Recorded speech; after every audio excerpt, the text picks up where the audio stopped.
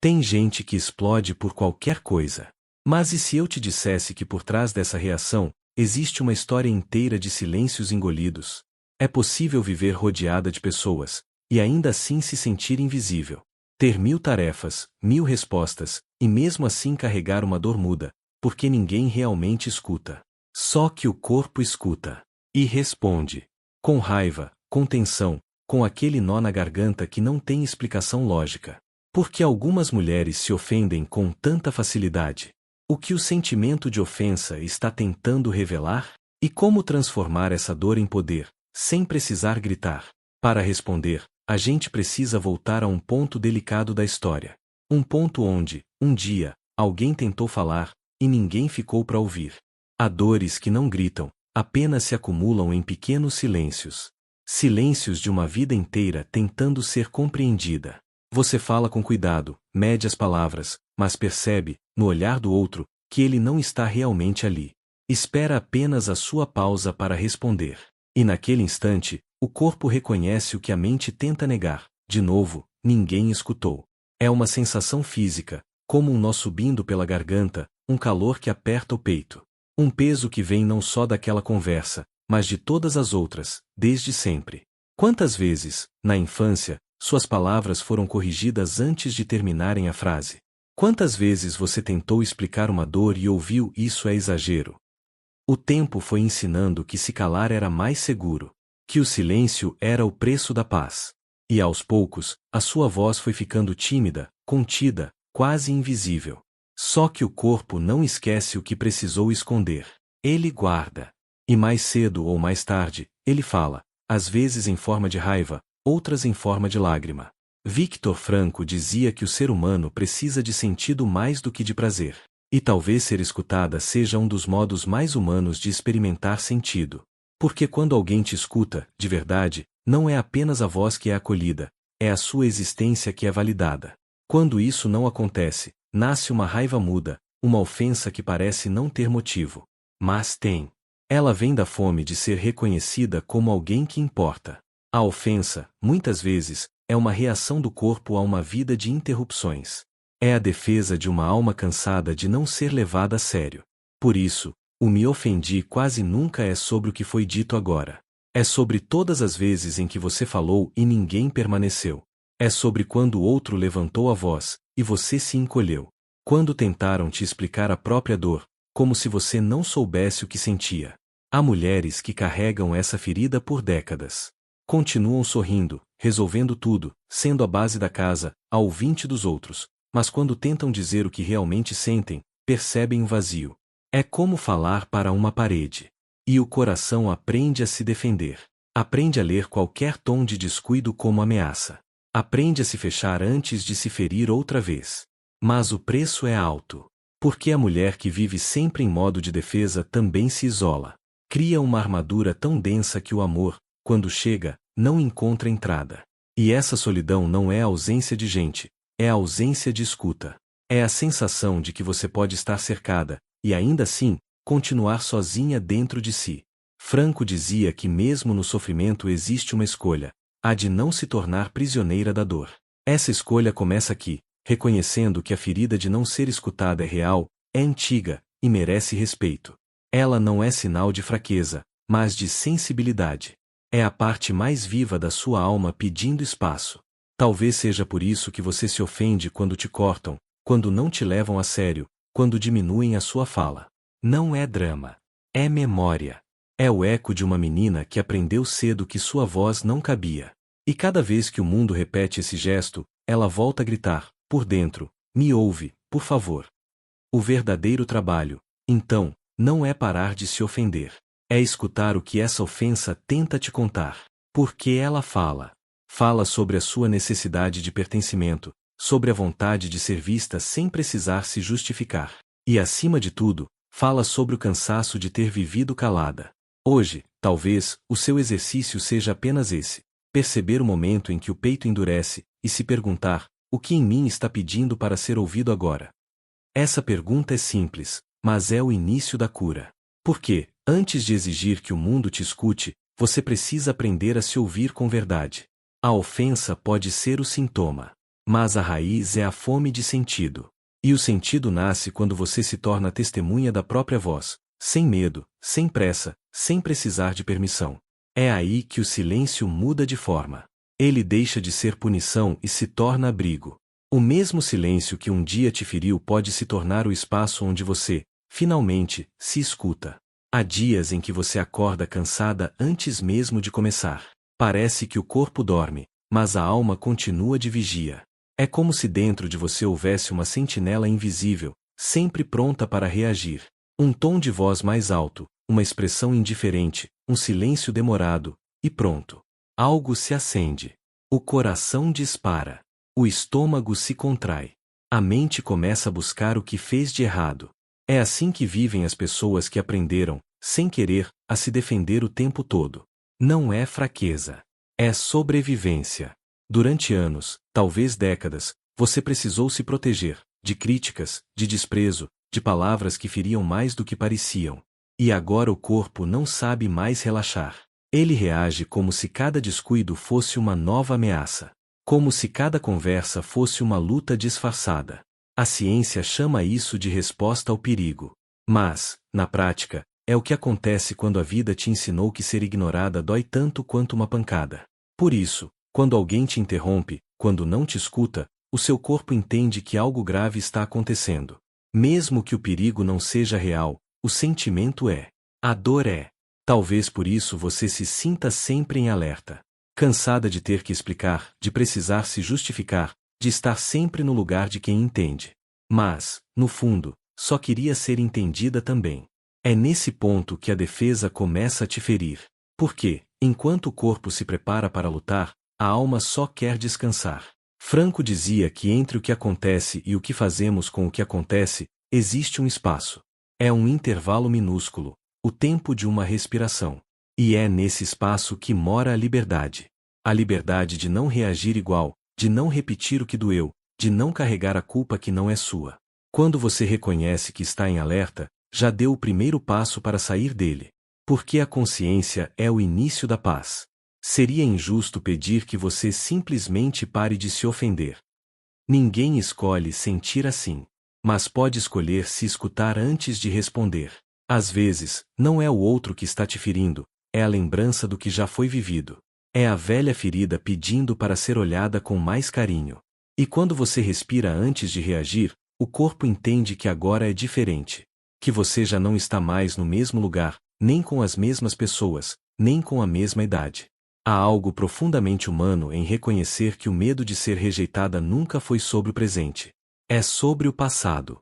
Sobre as vezes em que você foi calada. Sobre quando falar parecia perigoso. E é por isso que hoje, até o tom mais leve pode acionar a mesma dor. Mas agora um detalhe: você tem consciência. E isso muda tudo. Essa consciência é o que Franco chamava de liberdade interior. É o poder de escolher a resposta, mesmo quando o impulso quer gritar. É quando você se lembra de que já não precisa se proteger tanto. Que talvez o amor esteja pedindo passagem, mas não consegue entrar num corpo que vive armado. Tem horas em que a dor da ofensa não vem do que o outro disse, mas do que a gente acredita sobre si mesma. Às vezes, não é o tom do outro que machuca, é a velha sensação de não valer o suficiente. O ego, quando ferido, tenta se defender gritando. Quer provar que tem razão, que é bom, que é capaz. E faz isso porque tem medo. Medo de desaparecer, medo de não ser visto, medo de não ter importância. Mas a alma não quer provar nada. Ela só quer ser compreendida. O ego quer vencer discussões. A alma quer encontrar sentido. Quando o ego assume, a conversa vira guerra, cada palavra vira arma, cada pausa vira ameaça. E quando percebemos, já dissemos mais do que queríamos, e menos do que realmente sentimos. Franco chamava esse vazio de vazio existencial.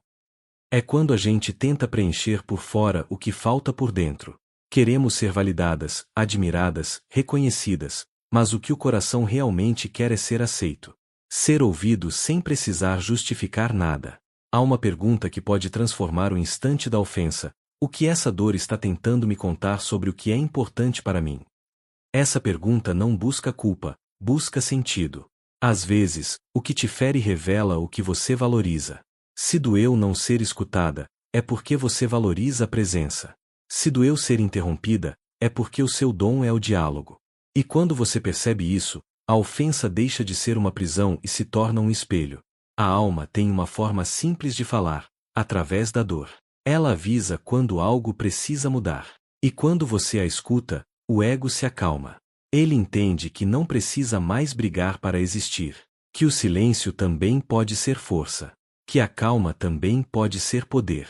A mulher que aprende a ouvir a própria alma não se apaga, mas também não precisa se defender o tempo todo. Ela se expressa com firmeza, sem gritar. Sabe o próprio valor sem precisar de aplausos. E talvez, esse seja o início da verdadeira liberdade interior, quando o amor que ela esperava do outro começa a nascer dentro dela. Há dores que viram costume. A gente nem percebe, mas começa a viver reagindo. Alguém fala algo, o peito aperta, o sangue esquenta, e antes que se perceba, já veio a resposta atravessada. É o corpo tentando se proteger. Ele aprendeu que reagir é mais seguro do que sentir. Só que no fundo, a reação dá uma sensação de poder. Por um instante, você sente que existe, que tem voz. E o corpo, viciado nessa descarga, começa a procurar novas chances de reagir. O problema é que esse impulso rouba a paz.